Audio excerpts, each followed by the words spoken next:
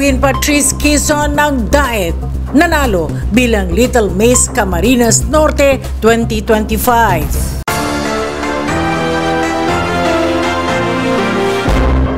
Hinirang na Little Miss Camarines Norte si Arwin Patrice Quezon na representative ng Daet na nakatanggap ng 25,000 pesos sa ginanap na Search for Little Miss Camarines Norte 2025 kaugnay ng pagdiriwang ng 21st Bantayog Festival sa lalawigan ng Camarines Norte. Ang titulong Miss Bantayog naman ay nasungkit ni Helena Sofia Veron na nagmula pa sa bayan ng Basod na nakatanggap ng 15,000 pesos na cash prize. Sinundan naman ito ni Little Miss Tourism Zoe Dane Jalimaw na nakatanggap ng 10,000 pesos na cash prize na representative naman ng bayan ng Vinson. Samantala, naging first runner-up naman ang representative ng Daet na si Princess Ayesha Jordas na nakatanggap ng cash prize na 7,000 pesos at ang second runner-up ay si Ivy Jane Velasco na nanggaling pa sa bayan ng Paracale na nakatanggap naman ng 5,000 pesos na cash prize. Ito ay matapos magtagisa ng galing sa pagrampa, suot ang kanilang mga occupational at gown attire at nagpakita ng kahusayan sa pagsagot sa question and answer. Ang nasabing patimpalak ay dinumog ng mga tagahanga, maipakita lamang ang kanilang suporta.